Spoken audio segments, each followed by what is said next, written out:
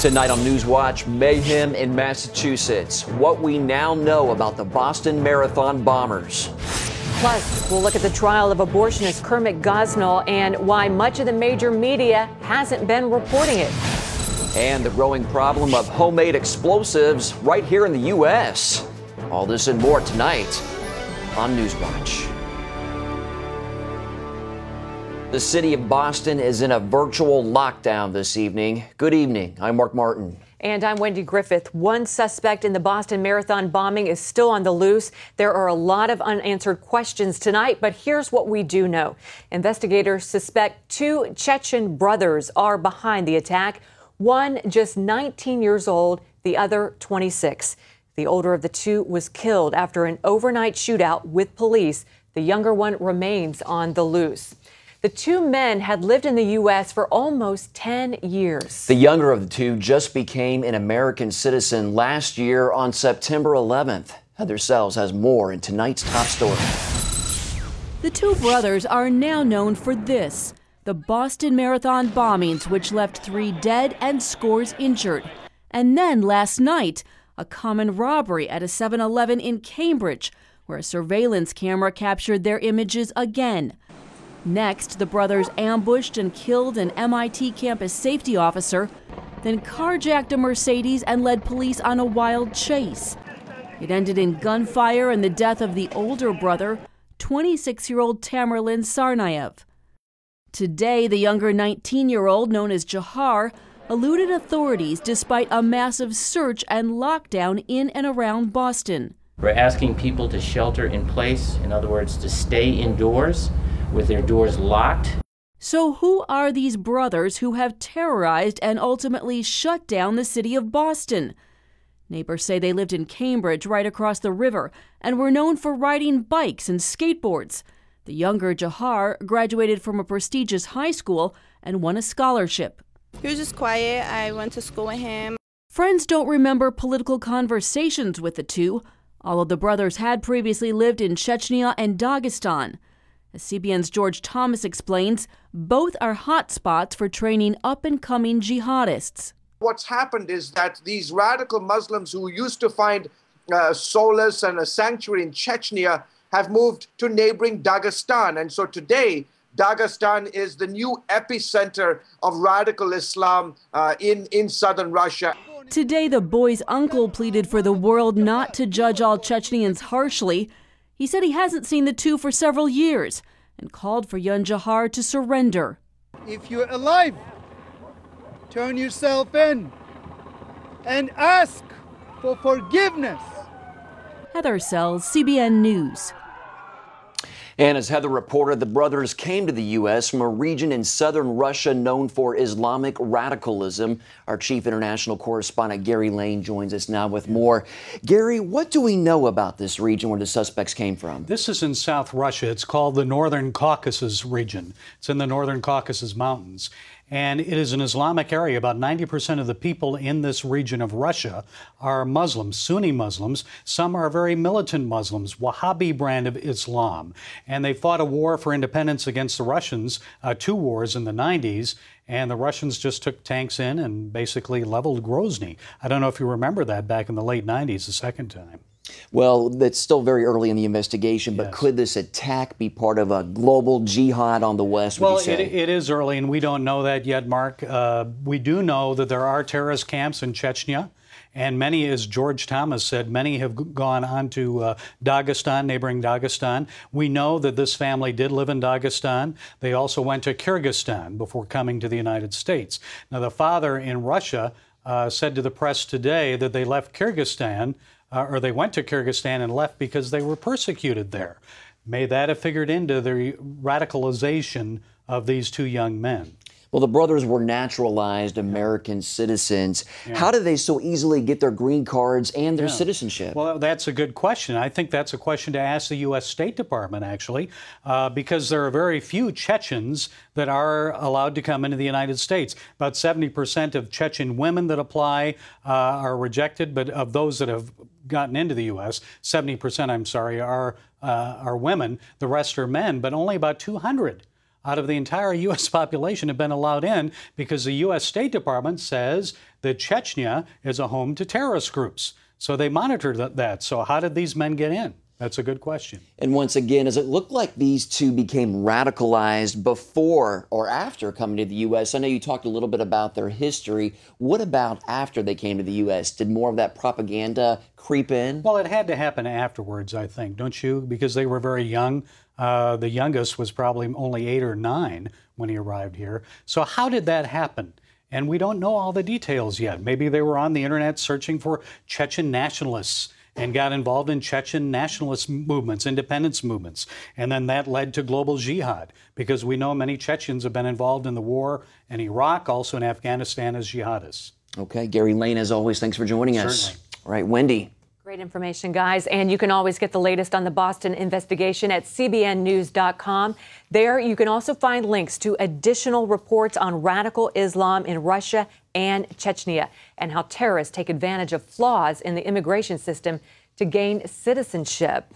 And speaking of that, top Republicans are using the Boston terror suspects to highlight loopholes in U.S. immigration. This as the Senate Judiciary Committee took its first look at the newly released immigration bill today.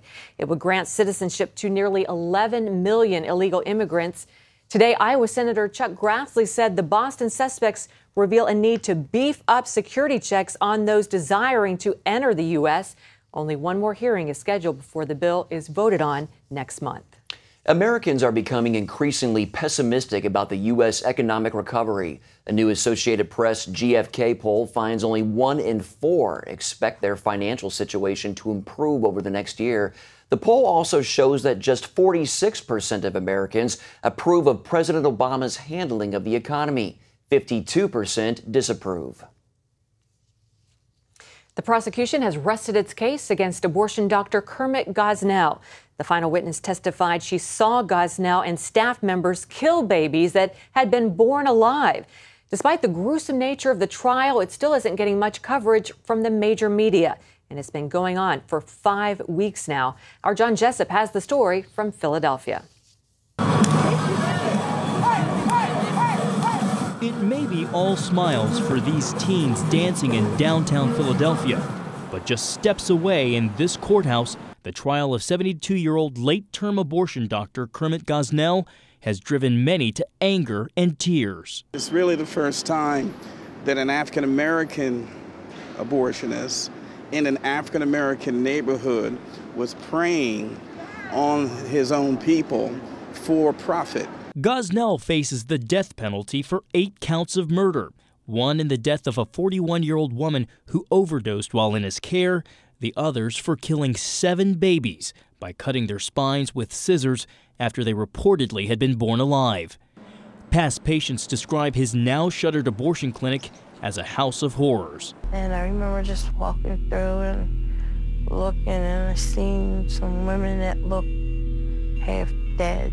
In reviewing the case, grand jury members said it was a failure to report and enforce broken violations that led to the clinic's deplorable conditions, including blood-stained furniture and walls, unsterilized medical equipment that spread venereal diseases, and fetal remains stored in paper bags and plastic jugs. We are looking at a killing field of human beings, because one person and a lot of people didn't have the courage to go ahead and follow up and make sure that there were safe conditions in that abortion clinic. Dannenfelser and others blame former Pennsylvania Governor Tom Ridge, a pro-choice Republican, for ending clinic inspections in the 90s. Unless you are a pro-life governor, you're probably not going to have the backbone and the courage to go ahead and enforce the regulations as they're put on the books. She and others don't limit the blame to state and city authorities. Critics point out the media have dropped the ball, too. I've been doing this for 25 years, and I don't recall any big league media, mainstream media, ever being shamed into doing a story. Hardly any major news outlets covered the case, but then a liberal commentator railed against reporters in this USA Today column for originally failing to cover Gosnell's trial. J.D. Mullane writes for the Bucks County Courier-Times and has been described as the lone reporter at the trial from the beginning. He believes the case and the grand jury's report has the potential to reshape the national debate over abortion. CBN News first reported on the grand jury's findings back in February 2011. I am convinced that if only half of what is in that report were known to the American public, given coverage by, the mainstream media, especially the TV networks, Roe versus Wade and the unfettered right to an abortion would be as vigorously debated in America as the Second Amendment is after the Sandy Hook elementary school massacre. I'm convinced of it. It is that bad. But not bad enough for the White House to weigh in. When asked about President Obama's opinion earlier this week, Press Secretary Jay Carney said the president was aware of the case and does not and cannot take a position on an ongoing trial. In its report, the federal grand jury described Dr. Gosnell's clinic as a drug mill by day and an abortion mill by night. Even though the Women's Medical Society is now closed and Dr. Gosnell awaits the jury's verdict, many wonder how many other clinics, just like Gosnell's, may be operating under the radar. John Jessup, CBN News, Philadelphia. Texas officials report that 12 more bodies have been recovered after the fertilizer plant explosion in the town of West, located near Waco. The announcement brings the death toll to 35. As many as 200 were injured. Search and rescue efforts continue this evening. Dozens are still missing and feared dead, including an off-duty firefighter who rushed to help put out the blaze. Entire parts of the community were leveled and burned in the blast, leaving many homeless. Hundreds packed a church in West for a non-denominational service where they prayed for the victims. Our thoughts and prayers is what we need. We need everybody to pray. I mean, that's the only thing that's going to save us right now. The cause of the fire is still under investigation. Coming up, the fight over gays in the Boy Scouts.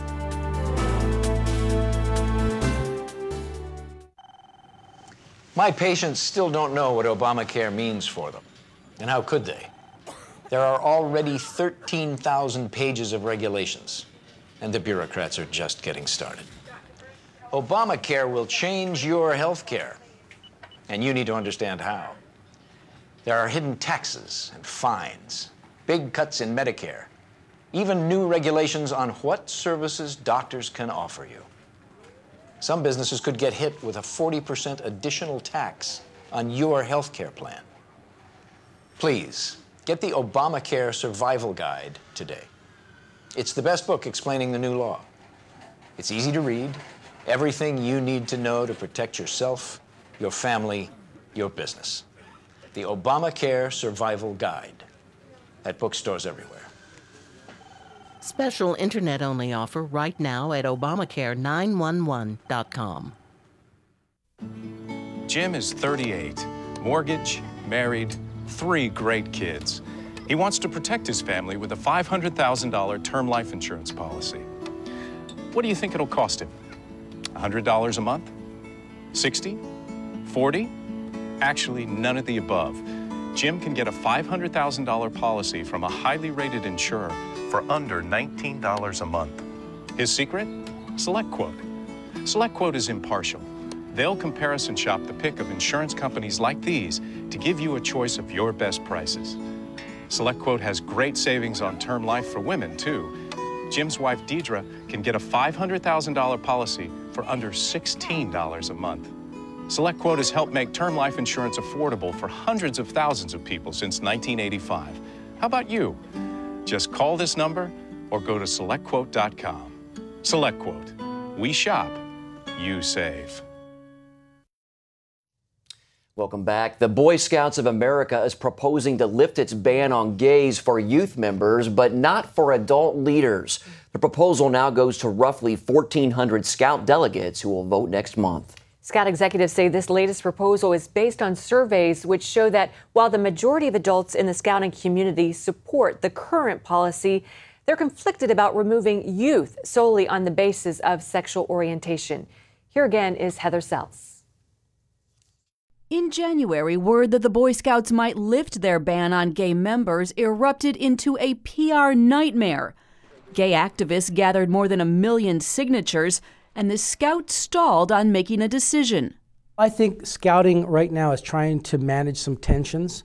One tension is a lot of troops and units in the northeastern that are sponsored by more liberal churches against the tension in the south and in Texas that have a lot of conservative churches. Churches sponsor more than 2/3 of all Scout units. The largest are the Church of Jesus Christ of Latter-day Saints, the United Methodist Church, the Catholic Church, and Baptist churches. So far, Southern Baptist leaders and Catholic bishops have taken public stands against allowing gays, and at least one group is coming together to oppose it. OnMyHonor.net founder John Stemberger says the Scouts stand to take a huge hit if they allow open homosexuality. I think you'd see a mass exodus, not only of major denominations, but just of common sense parents saying, you know what, we can't trust scouting anymore. There's not that moral consistency throughout the program. Many conservatives point to Canada as an example of what could happen. After making a similar change in 1999, Scouting membership there dropped more than 50% to less than 100,000 today. And problems aren't limited to the boys. Girl Scouts in the U.S. have been losing ground since 2003. That decline could be traced to 1993, when they dropped the word God from their Pledge of Honor, allowing girls to substitute whatever word they wanted. That move, plus concerns about a liberal curriculum, prompted Patty Garibay to found American Heritage Girls. Parents really want to teach their kids right from wrong, and they want to do it not just through Sunday school, but through everyday life. At more than 600 troops and growing, this new group emphasizes biblical principles, outdoor activities, and a pledge to love God. Whatever decision the Boy Scouts make, it may no longer be possible to move forward without losing members on one side of the issue or the other. And there are indications that the Scouts stand to lose significantly more if they change course. Heather Sells, CBN News. Ellen Samick is with the group Moms of Boy Scouts, and she joins us now via Skype for more. Ellen, you're the mom of Boy Scouts. Talk a little bit about the organization and what it means to you and your family. We are all about encouraging the Boy Scouts of America to stand firm on their policy for membership as it currently stands. And that is about keeping our boys having a safe environment, maintaining our constitutional freedoms. There's a number of factors that play into it, but our primary purpose is to encourage them to stand strong on the current policy the way it currently reads. Now, you, along with other Boy Scout moms, have written an op-ed for USA Today titled, "Don't Force Boy Scouts to Give Up Their Rights." What's your take on the fight going on within the organization right now, and specifically, what is it that you're fighting? Unfortunately, it's not all within the organization. We have had a tremendous amount of outside pressure that is being placed on the leadership of Boy Scouts of America to change our membership requirements. Most of those entities that have been putting that pressure, they're after a different agenda. Why do you think it's so important for the Boy Scouts to stick to their traditional values? Boy Scouts has maintained a standard of moral integrity and character development for these boys for 100 years. These standards didn't come about overnight, but they have stood the test of time. And the pressure that's being placed on them right now is all about cultural relativism and what is the current hot topic in political correctness right now. And we're just saying we need to hold firm. Boy Scouts is a private organization. We do not have to change, they do not have to change their membership requirements based on political pressure from others who have an agenda who aren't in Boy Scouts. They just did a survey, and they've been doing this survey for the last couple months. 61% of the membership of Boy Scouts said to maintain their membership requirements as they are right now. Okay, Ellen, we appreciate your insights. Thanks so much for joining us today. Thank you for having me. Up next, the push to educate first responders on the danger of homemade explosives. Hello? Is this thing on? Hey, kids, do you love games? And do you love discovering things? Well, do ya? Then you're gonna love this. It's the new free Superbook Kids Bible app. You can play games, watch videos, find answers to your questions, and a whole lot more. The new Superbook Kids Bible app. Free downloads available on iTunes now. Ow, my feet hurt. My feet hurt, your feet hurt. White hot pain, I wanna cry. Is there anything I can try? Why, yes! Introducing Strut Soul Angels, the human shock absorber that helps alleviate foot pain. The first 10 steps in the morning to the bathroom were excruciating. Within 3 days after I put Struts on, it's been such a relief. Slipped it on and almost immediately I felt a support, kind of like a pillow underneath my arches. The Struts Soul Angel provides a great amount of relief and support throughout the course of the day, providing shock absorption and relief of pain. On your feet without proper support can be painful. Strut Soul Angels promotes better balance, control, and body alignment. Standing in your heels all day is painful, but slip on Struts and you'll enjoy comfort and support 24/7. Struts is so versatile, you'll wear them in every shoe you own, even barefoot. I'm on my feet all the time. I teach 11 and 12-year-olds. The pain was so much that I knew I had to do something. And with the Struts, I can do my job and enjoy my job. I usually am on my feet from 8 to 12 hours a day. When I wear my Struts, it's like giving my feet a hug all day. It's life-changing. I wear them from the minute I get up to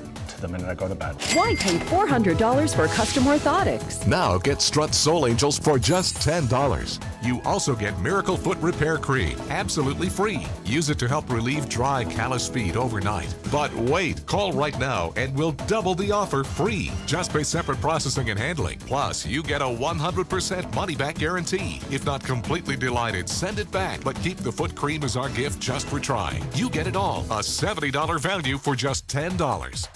Oh, yes! Love my Struts, love my Struts. The best thing since sliced bread. They heal pain from toes to head. Get yours now, your doctor said. Struts. Be nice to your feet. Call now. Call 1-800-787-1580 and get your Struts and Miracle Foot Repair for just $10 and we'll double the offer. That's 1-800-787-1580 or visit getstruts.com. The brothers suspected in the Boston bombing used pressure cooker bombs. As we've reported, such homemade explosives are often used in war zones overseas. But this latest attack highlights the growing use of such weapons here at home, and authorities say it's time for the public to be more aware. An abandoned school bus in a remote location in Virginia. Fire in all! 3, 2, 1.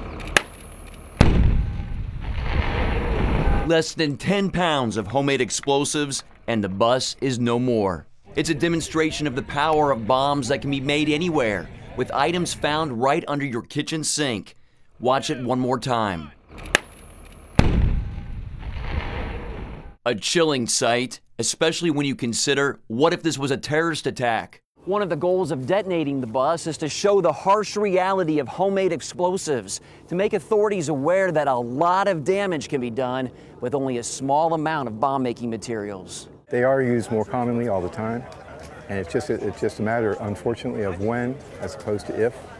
So rather be prepared than have to catch up, and that's what we're trying to do, is keep people on the forefront of what's going on. Mike Doherty works for American Canine Interdiction.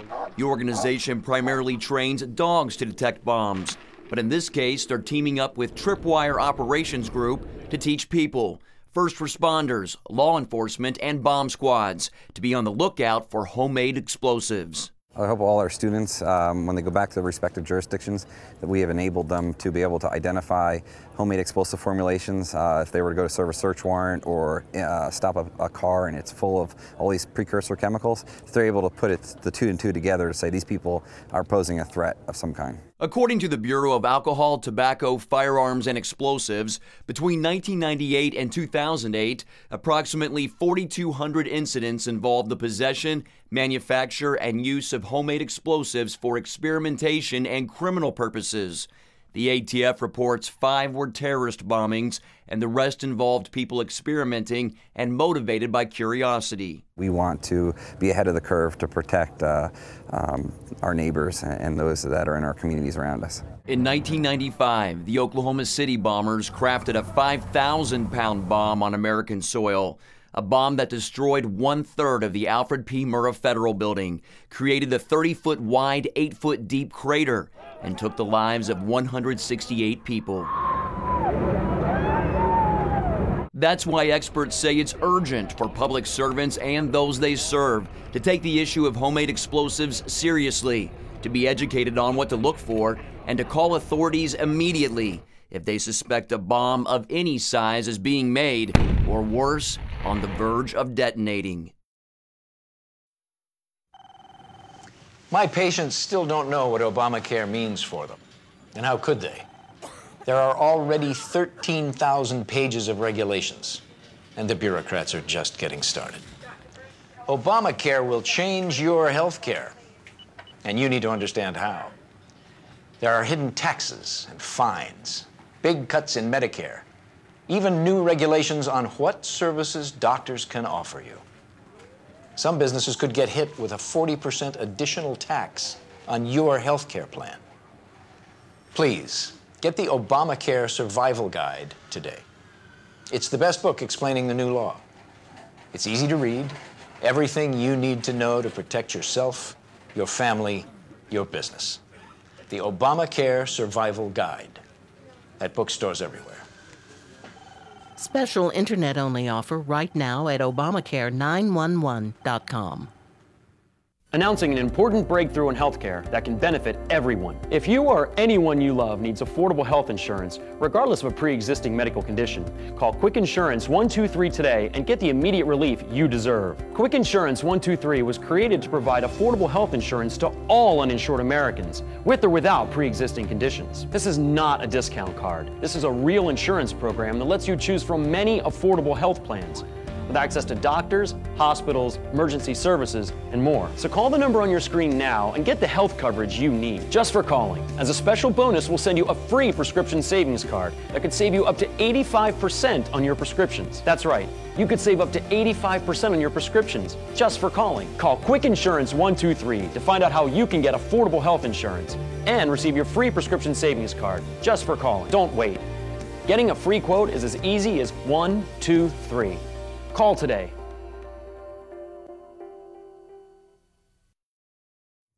And finally, comic lovers gathered in Ohio for a major milestone. The city of Cleveland celebrated 75 years of one of America's most famous superheroes. I'm honored to offer this proclamation designating April 18, 2013 as Superman Day in Cleveland. Yesterday was Superman's 75th birthday. Some family members of the comic's late creators joined Cleveland's mayor to declare the day as Superman Day. The city even flew a flag in his honor. Activities were planned throughout Cleveland for the city's hometown hero. Something magical happened here in the 1930s, and that idea came from two teenagers. As the noted author Brad Meltzer might say, two ordinary people who did extraordinary things. He wanted to write something that was worthwhile, something that people would care about. It was fantastic. I've been a fan of comic books my entire life. I've always loved the Superman franchise. I know my dad's loving this. He's a huge fan of Superman. He's actually from Cleveland, Wendy. Wow. A life-size statue of the character was constructed at Cleveland Hopkins International Airport, and the city's notable terminal tower will be lit in blue, red, and yellow. Great to end that on a busy week. Have a good Bye-bye. weekend.